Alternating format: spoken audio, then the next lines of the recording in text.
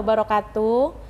Kepada yang terhormat Ibu Endang Sulistiawati selaku fasilitator CGP Angkatan 5, yang terhormat Ibu Maranantia Sukoco selaku pengajar praktek CGP Angkatan 5. Perkenankan di sini saya menyelesaikan tugas modul 3.1 demonstrasi kontekstual. Dalam hal ini saya mewawancarai Kepala UPT SMP Negeri 2 Bandar Lampung, Ibu Haja Suprihatin, SPD MM. Baiklah Ibu, Assalamualaikum Ibu Upi. Waalaikumsalam warahmatullahi wabarakatuh. Terima kasih banyak Ibu atas perkenannya Ibu untuk dapat membantu saya menyelesaikan tugas modul 3.1. Di sini saya akan mewawancarai Ibu terkait pada pengambilan keputusan melalui pemimpin pembelajaran. Ada beberapa pertanyaan yang akan saya sampaikan, mohon izin ya Ibu ya. Baik. Jadi yang pertama Ibu, selama ini bagaimana Ibu mengidentifikasi kasus-kasus yang merupakan dilema etika atau bujukan moral ya Bu? Ya. Saya dalam mengidentifikasi dilema etika di dalam pekerjaan, di mana sebuah kondisi keadaan yang mengharuskan saya memutuskan sesuatu, tetapi bingung. Ya, artinya ada dua pilihan yang sulit karena dua-duanya dianggap benar. Jadi begitu. Maka saya akan mengidentifikasi melalui 4 paradigma. Di mana yang pertama individu versus masyarakat, yaitu pilihan sulit karena ada kebenaran untuk kepentingan pribadi. Namun juga ada kepentingan orang banyak atau warga sekolah di situ. Lalu yang kedua rasa keadilan versus rasa kasihan. Di mana keadilan di sini lebih pada aturan tertulis. Bu. Apa kita harus mentaati semua aturan-aturan tertulis yang ada atau sedikit membelokkan karena didasari dengan rasa kasihan tadi. Bu ya. Lalu yang ketiga kebenaran versus kesetiaan. Di mana saya akan mengatakan sejujurnya atas kasus yang terjadi atau saya junjung loyalitas kepada institusi ini setinggi-tingginya. Lalu yang keempat ada versus jangka pendek dan versus jangka panjang. Memilih keinginan saya karena sudah memikirkan untuk jangka panjangnya. Jadi begitu. Terima kasih Bu Upi. Selanjutnya Ibu, selama ini bagaimana Ibu menjalankan pengambilan keputusan di sekolah Ibu, terutama di SMP Negeri 2 Bandar Lampung, terutama untuk kasus-kasus di mana ada dua kepentingan yang berbeda, sama-sama benar, sama-sama mengandung nilai kebijakan, Ibu? Oh, itu ya? Ya, saya paling tidak melakukan kebaikan itu yang utama, yang didasari demi kepentingan orang banyak. Lalu selanjutnya menjunjung tinggi prinsip-prinsip nilai dalam diri saya sendiri. Lalu melakukan apa yang diharapkan orang lain yang akan dilakukan terhadap diri saya juga, seperti itu. Dan saya melakukan pengambilan keputusan menggunakan prinsip. Luar biasa Ibu. Selanjutnya Ibu, langkah-langkah dalam mengambil keputusan di SMP Negeri 2 Bandar Lampung itu yang biasa Ibu lakukan seperti apa ya Bu prosedurnya? Ya paling tidak mengenali nilai-nilai yang saling bertentangan tadi, lalu menentukan siapa yang terlibat di dalam situasi ini, selanjutnya mengumpulkan fakta, lalu menguji benar salah, baik secara legal, regulasi, industri atau uji publikasi nah seperti itu. Lalu pengujian paradigma, benar lawan salah lah itu seperti biasa benar. Lalu melakukan prinsip resolusi, investigasi opsi trilema, baru membuat keputusan dan melihat kembali keputusan dan merefleksi. luar biasa ini Bu. Makanya SMP Negeri 2 Bandar Lampung ini tetap yang terdepan ini Bu. Amin, amin, Iya. amin, amin. Selanjutnya Bu, dari hal-hal yang sudah Ibu sampaikan tadi, langkah-langkah prosedurnya, yang paling Ibu anggap efektif dalam mengambil keputusan di kasus-kasus dilema etika itu, yang efektifnya seperti apa ya Bu? Ya, saya menganalisa kasus dilema etika sebelum mengambil keputusan dengan cara 4 paradigma tadi. Oh iya ya Bu ya. Iya. Dan menerapkan 9 langkah-langkah yang untuk mengambil keputusan tersebut. Iya. Lalu ya juga menerapkan 3 prinsip pengambilan keputusan. Itu ya Bu ya yang paling efektif ya Bu. Iya, yang selanjutnya saya Ibu, tadi mohon ya. maaf ini Bu, berlanjut lagi nih nanyanya. Hal-hal apa saja Bu yang menjadi tantangan Ibu saat mengambil keputusan selama Ibu menjadi pemimpin di UPT SMP Negeri 2 Bandar Lampung ini Bu, tantangannya Bu?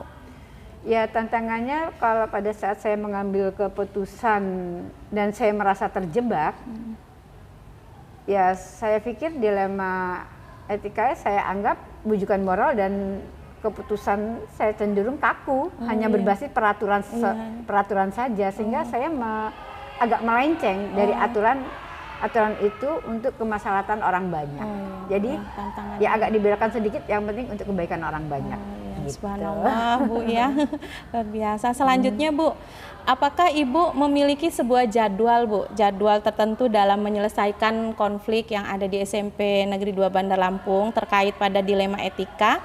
Kemudian apakah Ibu langsung menyelesaikan di tempat kasus tersebut atau memiliki sebuah jadwal untuk menyelesaikannya?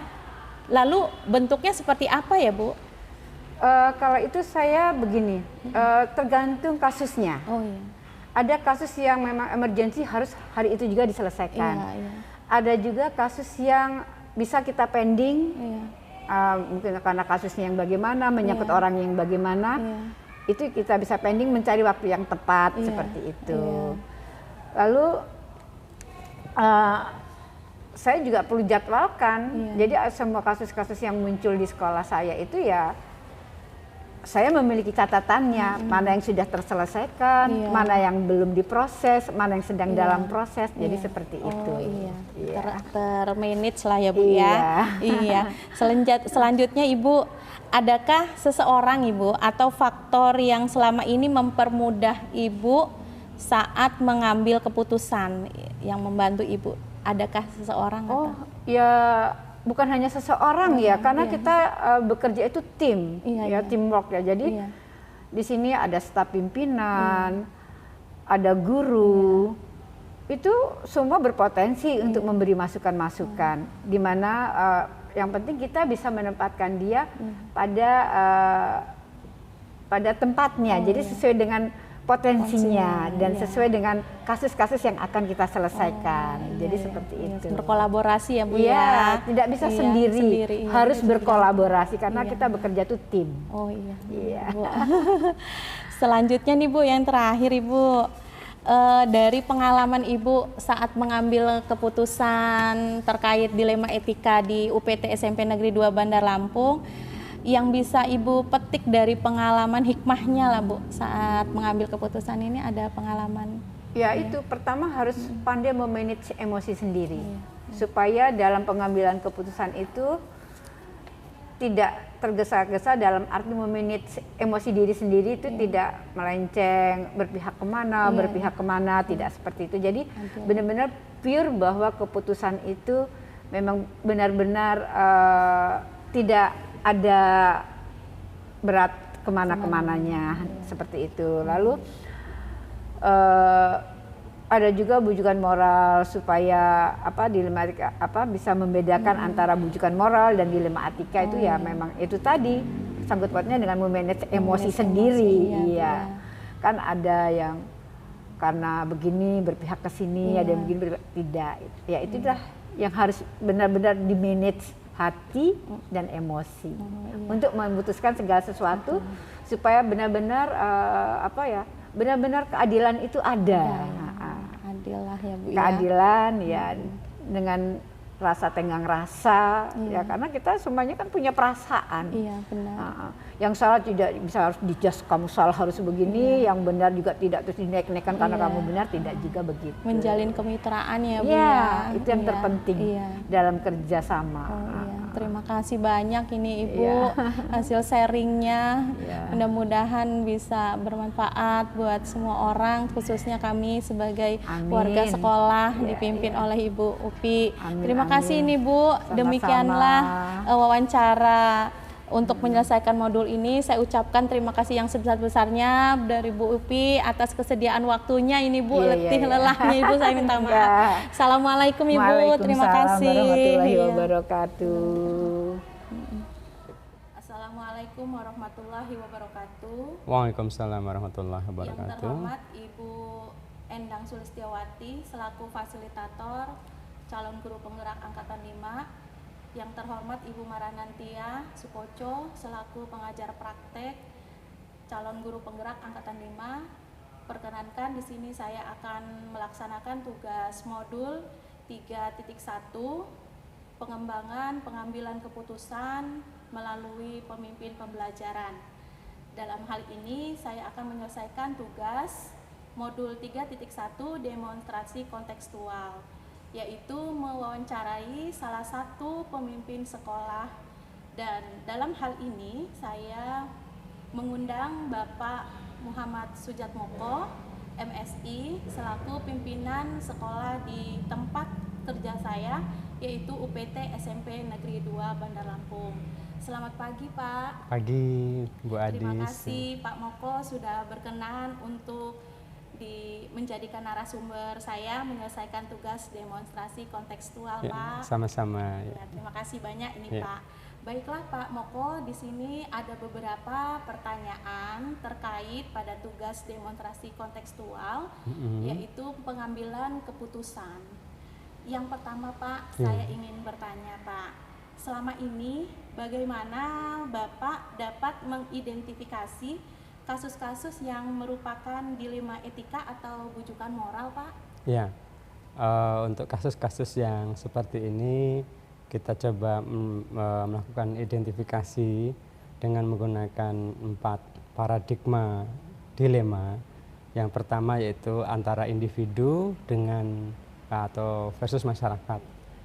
Jadi dalam situasi sulit ini kita mengambil keputusannya ini untuk kepentingan pribadi atau kepentingan orang banyak, dalam hal ini adalah warga sekolah. Yang kedua antara rasa keadilan dan rasa kasihan. Kalau rasa keadilan itu ya kita berdasarkan pada aturan-aturan yang tertulis jadi kesepakatan di sekolah, atau kalau ke rasa kasihan itu lebih pada bagaimana situasinya. Nah kita lihat situasi humanisnya ya, karena aturan itu kan memang baku, tetapi kemudian dia hukum itu buta, maka perlu diterjemahkan oleh penegakan hukumnya. Yang ketiga adalah kebenaran versus kesetiaan ya, apakah ini terkait dengan kejujuran kita semestinya dengan tugas-tugas yang kita lakukan, atau loyalitas kita kepada tempat kita bekerja. Dan yang keempat adalah kita mencoba melihat bagaimana keputusan ini dampaknya secara jangka pendek dan secara jangka panjang. Jadi 4 paradigma ini yang harus kita perhatikan dalam pengambilan keputusan yang seperti itu ya. Terima kasih nih Pak. Untuk selanjutnya Pak Moko, selama ini bagaimana Bapak menjalankan pengambilan keputusan di sekolah, khususnya di UPT SMP Negeri 2 Bandar Lampung, terutama untuk kasus-kasus di mana ada 2 kepentingan yang sama-sama benar Pak, atau sama-sama mengandung nilai kebijakan? Baik, untuk keputusan-keputusan yang seperti ini kita kan tadi disebutkan dua-duanya benar, katanya gitu ya. Maka kita melihat seberapa banyak dari 2 kemungkinan ini yang memberikan nilai manfaat bagi warga sekolah. Misalnya sama-sama benar, tapi yang satunya lebih memberi manfaat kepada beberapa orang saja. Nah yang kedua memberikan kebermanfaatan kepada yang lebih banyak kepada warga sekolah, maka kita ambil yang kedua. Yang kemudian ya kita juga harus tetap memegang pengambilan keputusan ini dengan prinsip-prinsip yang kita pegang. Jadi karakter-karakter positif itu yang kita tanamkan selama ini dalam diri kita harus tetap kita kemukakan, kita junjung tinggi ya, jangan sampai keputusan itu mencederai nilai-nilai keadilan, nilai-nilai kemanusiaan, dan juga untuk nilai-nilai kebermanfaatan. Itu. Luar biasa nih Pak Moko. Selanjutnya Pak, langkah-langkah atau prosedur seperti apa yang biasa Bapak lakukan selama ini di UPT SMP Negeri 2 Bandar Lampung ya Pak? Terkait dengan pengambilan keputusan tadi ya. Ya, yang pertama tentunya kita mengenali dulu masalahnya apa nih ya. Mau kita mengambil keputusan ini ada masalahnya apa, kemudian kira-kira adakah nilai-nilai yang akan berbenturan dengan kita menentukan keputusan tersebut, kemudian siapa-siapa saja yang bisa kita libatkan dalam proses pengambilan keputusan, kemudian kita coba mengumpulkan beberapa fakta-fakta ataupun bukti-bukti yang menunjang untuk pengambilan keputusan. Kemudian kita juga melakukan semacam pengujian lah ya. Apakah ya keputusan itu kita uji dulu sebelum kita putuskan tuh, kayak semacam simulasi lah ya, kira-kira nanti kemana nih dampaknya gitu ya. Ya kemudian juga kita melakukan investigasi lah ya. Nah, kemudian baru kita membuat kesimpulan, dan setelah kesimpulan ini kita coba, baru kita lihat, kita refleksikan benar nggak sebelum keputusan ini kita sebarkan kepada masyarakat atau dalam hal ini adalah warga sekolah. Jadi kita kita dalam benak kita ini kita refleksikan dulu nih, kira-kira sudah pas belum gitu keputusan yang ini, sehingga keputusan yang diambil itu memang betul-betul memberi nilai kemanfaatan yang besar bagi institusi dan warga sekolah gitu. Terima kasih nih Pak Moko. Selanjutnya ini Pak, bertanya kembali nih Pak. Dari hal-hal 9 langkah pengambilan keputusan yang sudah Bapak paparkan tadi, yang Bapak anggap efektif dalam mengambil keputusan pada kasus-kasus dilema etika itu hal-halnya yang seperti apa ya Pak? Ya, istilahnya semuanya sebenarnya itu bermanfaat ya.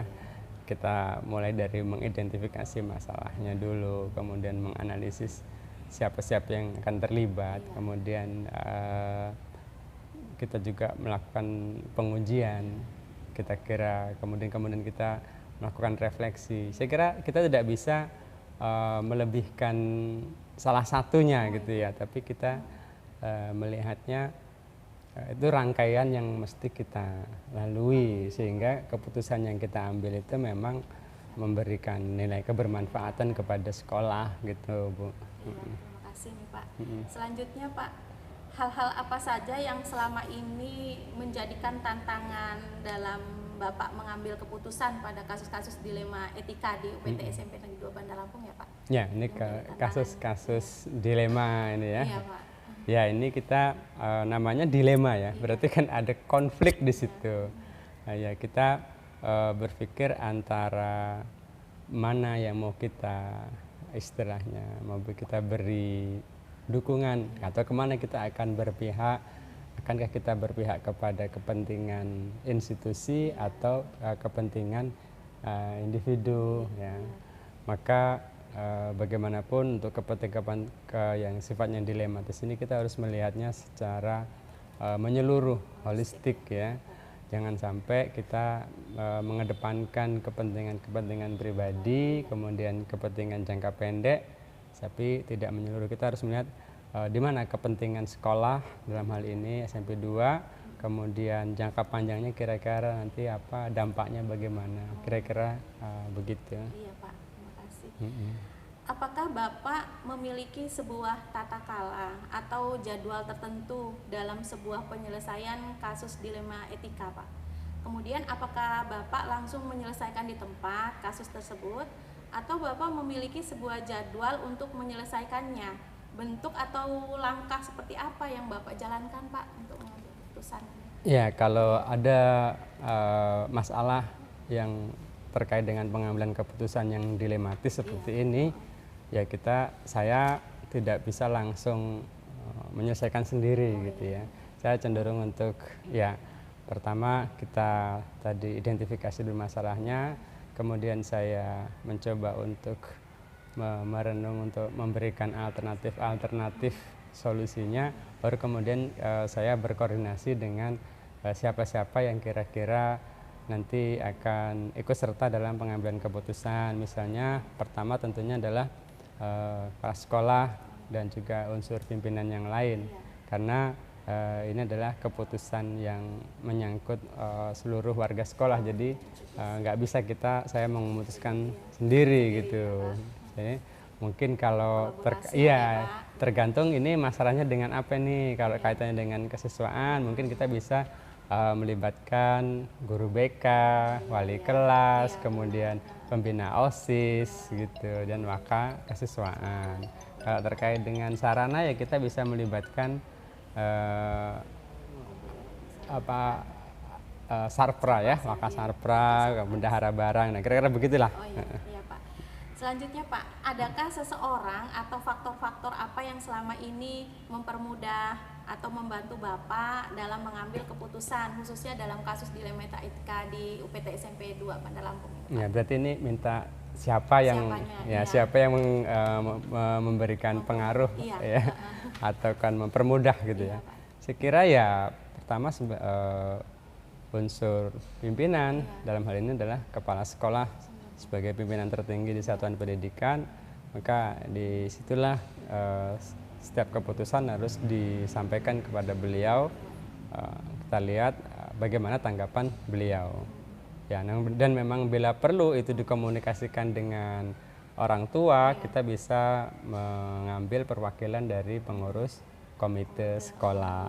Ya, jadi representasi dari orang tua kan gitu. Jadi ada unsur pimpinan sekolah, ada juga dari orang tua, dan memang bisa juga kita melibatkan unsur dari dinas, kan kita juga ada pengawas pembina, misalnya terkait hal-hal yang apakah ini selaras tidak dengan kebijakan di pemerintah kota, kaitannya terutama dalam bidang pendidikan. Nah, kita kan punya pengawas sehingga kita bisa berkoordinasi dengan pemerintah, sehingga jangan sampai keputusan yang kita ambil itu salah arah atau ya tidak sesuai dengan kebijakan pemerintah kota. Kira-kira ya begitu, Bu Adis. Ya Pak ya. Iya. Yang terakhir ini Pak Moko. Ya. Dari semua hal yang sudah Bapak sampaikan, langkah-langkahnya runut sekali. Pembelajaran apa ya Pak yang bisa Bapak petik dari pengambilan keputusan yang sudah Bapak terapkan di UPT SMP Negeri 2 Bandar Lampung? Ya, terkait dengan keputusan-keputusan yang kita ambil ya, terutama yang keputusan yang dilema tadi ya, kata Bu Adis. Pertama, kita tidak boleh tergesa-gesa, karena walaupun beberapa alternatif keputusan itu benar, tetapi kita harus merenungkan betul, merefleksikan mana di antara alternatif keputusan itu yang memberi manfaat lebih banyak bagi kepentingan warga sekolah dan sekolah itu sendiri ya, baik warganya maupun institusinya. Jadi oleh karena itu kita nggak boleh tergesa-gesa. Yang kedua, kita juga harus berkoordinasi, jangan sampai keputusan itu menjadi keputusan satu orang saja ya, karena ini adalah keputusan institusi, bukan keluarga satu orang ya. Kemudian pengambilan keputusan itu hendaknya kita tidak landaskan pada aturan-aturan yang berlaku. Jangan sampai keputusan kita itu kemudian keluar dari aturan, keluar dari kebijakan pemerintah daerah ya. Kemudian yang tidak kalah penting, kita juga evaluasi keputusan kita itu. Kenapa kita perlu mengevaluasi? Agar di kemudian hari apabila muncul kasus yang serupa, kita bisa memberikan perbandingan terhadap keputusan yang pernah kita ambil gitu. Saya kira itulah jadi yang bisa kita sampaikan terkait dengan pengambilan keputusan selama ini di sekolah kita, Bu Adis. Iya, terima kasih banyak ini Pak atas pengalaman kemudian sharingnya buat saya, terutama untuk penyelesaian modul demonstrasi kontekstual. Semoga bermanfaat kepada rekan-rekan yang lainnya, sehingga sekolah yang lain juga bisa mengadopsi pengalaman dari UPT SMP Negeri 2 Bandar Lampung. Sekali lagi saya mengucapkan terima kasih sebesar-besarnya ya Pak. Semoga sama-sama Bu Adis, mudah-mudahan lancar. Bermanfaat buat semuanya. Terima kasih. Sebelumnya saya akhiri wawancara saya dengan salah satu pemimpin sekolah di UPT SMP 2 Bandar Lampung. Demikianlah saya akhiri. Wassalamualaikum warahmatullahi wabarakatuh. Waalaikumsalam warahmatullahi wabarakatuh.